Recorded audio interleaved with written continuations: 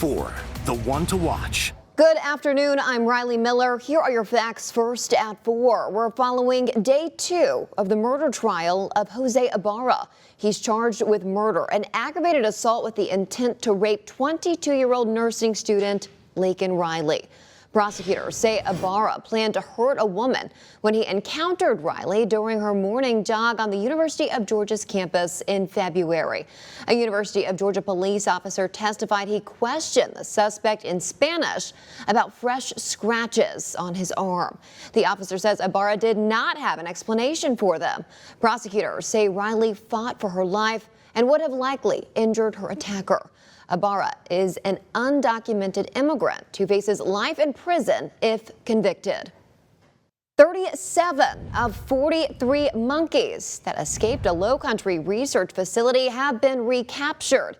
In a post on Facebook, EMC police said 2 more monkeys have been recovered. EMC PD also confirmed 2 more monkeys were spotted near traps yesterday afternoon. They continued their trapping efforts this morning just before dawn. 6 monkeys are still on the loose. The monkeys escaped from the Alpha Genesis Biomedical Research Facility almost 2 weeks ago. According to staff, the recovered monkeys seem to be in good health. In Port Wentworth, police say a fight at an apartment complex led to an innocent bystander being shot in the head.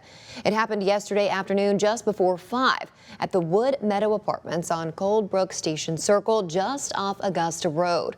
Port Wentworth Police Chief Kerry Thomas tells us someone shot a gun during an altercation.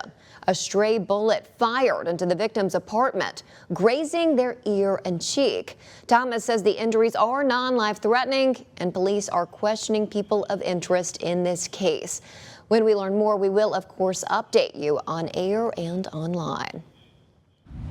Police are investigating shots fired in a Garden City neighborhood. It happened early this morning near Augusta Road. Fortunately, no one was hurt. We'll have more information coming to you live from the crime scene in just a few minutes. Right now at 4, one person is recovering after being shot in Statesboro. It happened around 8 o'clock last night at the first block of Bobby Donaldson Avenue. According to the Statesboro Police Department, when they responded to the scene, they found a man with a gunshot wound to the torso. He was taken to Memorial Hospital where he is expected to recover. Police are still investigating. Right now at 4, a South Carolina man is serving 20 years in prison after he shot the father of a woman he was romantically interested in. According to our sister station in Greenville, in October of 2022, a neighbor's surveillance camera captured footage of a man walking into the man's backyard off Grace Highway in Jasper County. The neighbor called the victim to let him know someone was on his property. The victim then went outside where the suspect opened fire from underneath a pickup truck.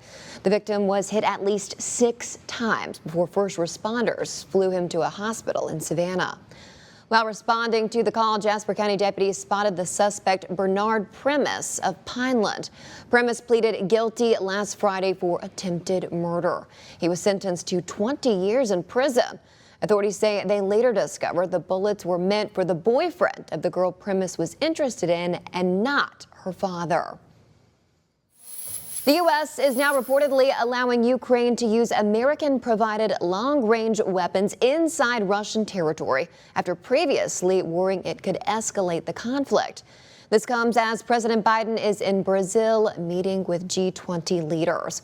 White House correspondent Kaylin Norwood is live in Washington. And Kaylin, Russia is already responding. How so? Yeah, Riley. The Every Woman's Marathon drew an impressive 7,000 runners to downtown Savannah this weekend. To accommodate road closures were in full effect throughout downtown, Midtown, even stretching as far as Savannah State University, leading to criticism from residents who say it took them hours to get anywhere. We spoke to downtown businesses today. They say they were overall pleased with the jump in customers. City staff responded saying Mayor Van Johnson plans to go over the impacts in his press conference tomorrow. They also announced the Every Woman's Marathon plans to come back in 2025. We'll have more from what the people impacted have to say coming up for you in the next hour. Now for a full check of your forecast, here is a live look outside right now at downtown Savannah, where you can see the sun is shining. A warm fall afternoon out there. We want to check in now with meteorologist Victoria Kokinos. And Victoria, I am enjoying the warm temperatures while I can because we have a big cool down coming this week. Unfortunately so. Across the country, Americans are gearing up to get out for the Thanksgiving holiday. If you're looking forward to taking a trip for some food, family, and fun, you'll want to pack your patience. Michael Yoshida joins us now with the turkey travel forecast. Michael. You can now submit designs for the 2025 St. Patrick's Day Aluminum To-Go Cup. The deadline to submit is November 30th.